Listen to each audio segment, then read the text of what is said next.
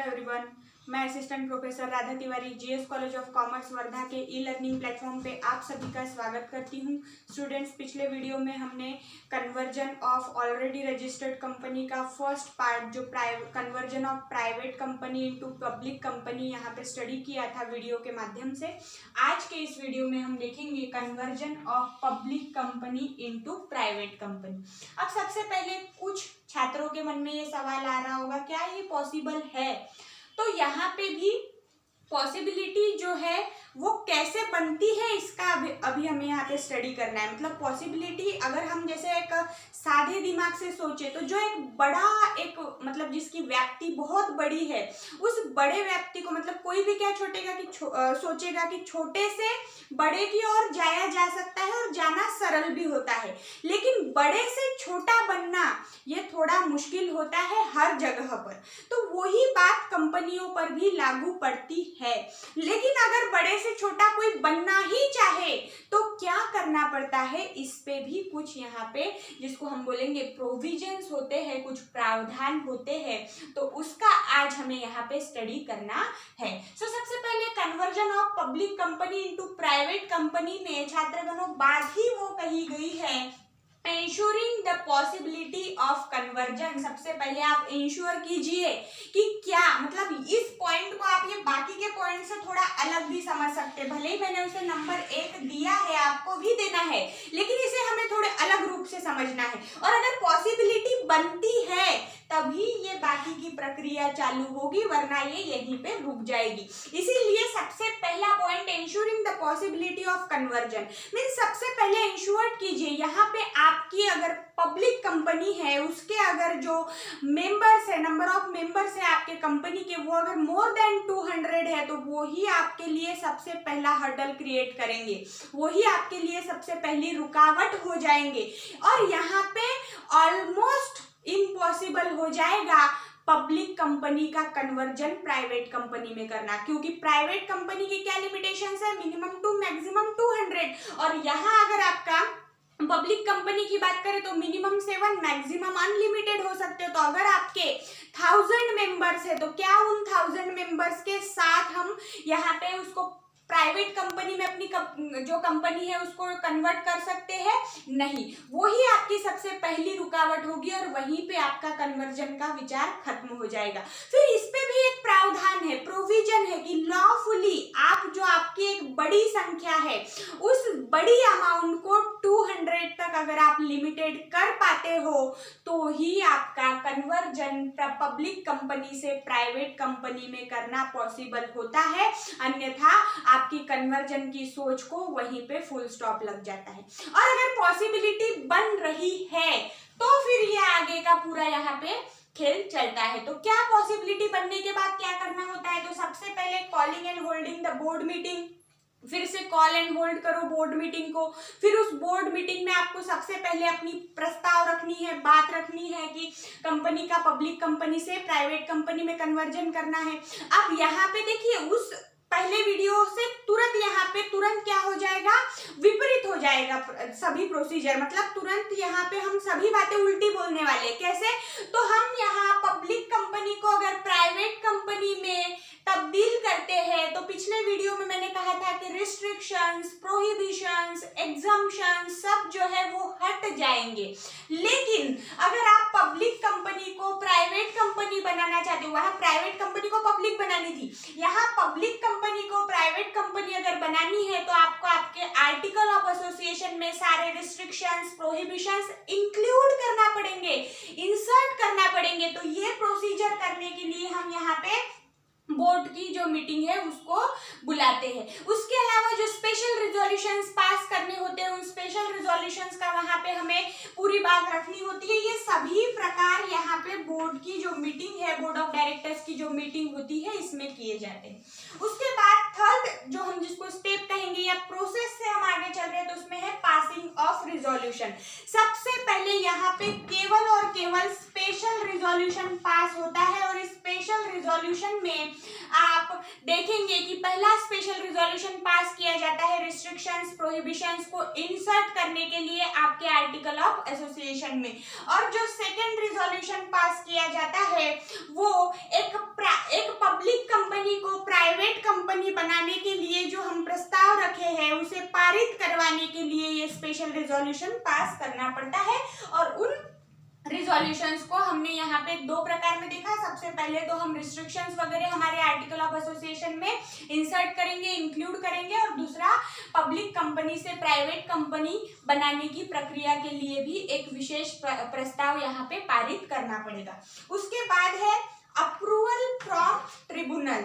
Approval from the tribunal जो है, अब ये ट्रिब्यूनल जो है NCLT national company law tribunal, जो कंपनीज के जो भी यहाँ पे पॉइंट्स होते हैं, जो हर्डल्स होती है, जो समस्याएं आती है, जो रुकावटें आती है, उनको क्लियर करने के लिए एक जिसको हम बोलेंगे कि जैसे नॉर्मल इसमें सिविल कोर्ट या जिसको हम बोलते हैं ट्रिब्यूनल कोर्ट्स होते हैं, जैसे चैरिटी कोर्ट होते हैं, वैसा ही कंपनी के पूरे जो भी मैटर्स है उसको सॉर्ट आउट करने के लिए ट्रिब्यूनल का निर्माण किया गया है, जिसको national company law tribunal NCLT कहा जाता है। इस ट्रिब्यूनल से हमें अप्रूवल लेना होता है कि हम जो कन्वर्जन कर रहे हैं, इस कन्वर्जन के लिए हमें ट्रिब्यूनल के द्वारा अप्रूवल मिलना बहुत जरूरी है, वरना प्रोसेस आगे नहीं बढ़ाई जा सकती। अब अगर यहाँ पे हम देखें तो 2014 के 1 अप्रैल 2014 के बाद MCA ministry of corporate affairs ने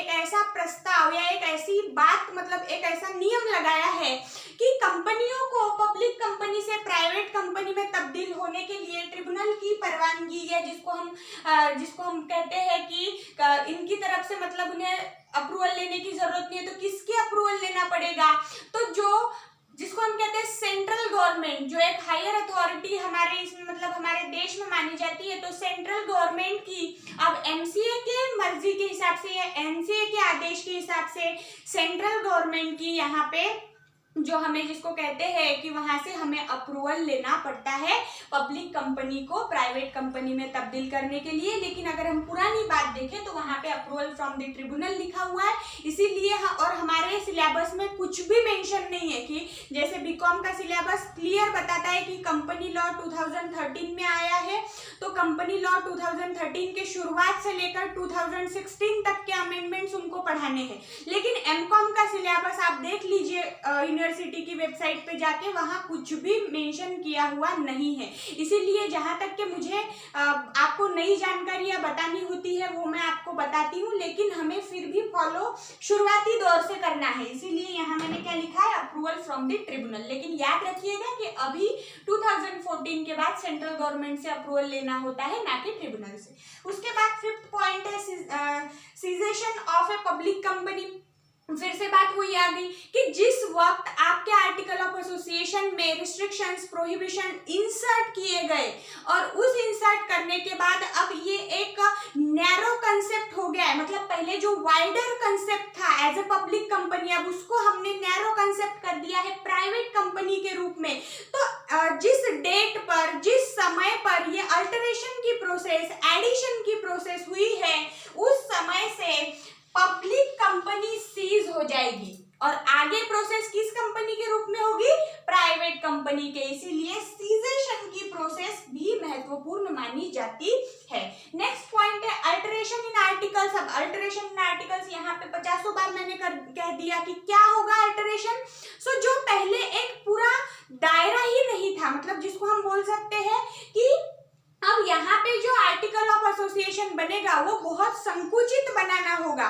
तो पब्लिक कंपनी को प्राइवेट कंपनी में बदलाव करने के लिए जिन जिन पॉइंट्स का यहाँ पे उपयोग करना होगा या जिन जिन पॉइंट्स की जरूरत होगी उन सभी को इंक्लूड करना होगा आर्टिकल ऑफ एसोसिएशन में। रिस्ट्रिक्शंस इंक्लूड करने होंगे, लिमिटेशंस इंक्लूड करने होंगे, प्रोहिबिशंस यहाँ पे करना होगा। इन सभी बातों को पहले ही आर्टिकल ऑफ एसोसिएशन में शो करना होता है और उसकी प्रोसेस करनी पड़ेगी। उसके बाद है filing the documents and registration by company registrar. मतलब अब यहाँ पे डॉक्यूमेंट्स फाइल करने पड़ेंगे। कौन कौन से डॉक्यूमेंट, तो स्पेशल रिजोल्यूशन की कॉपी, ट्रिब्यूनल से मिला हुआ अप्रूवल लेटर, इन सभी बातों को आपको आर्टिकल अल्टर्ड किया हुआ, आर्टिकल ऑफ एसोसिएशन की कॉपी, इन सभी बातों को आपको रजिस्ट्रार, कंपनी रजिस्ट्रार के सामने पेश करना है और उसके बाद कंपनी रजिस्ट्रार से रजिस्ट्रेशन करवाना है as a private company. Conversion of public company into private company के लिए ये एक प्रोसेस यहाँ पे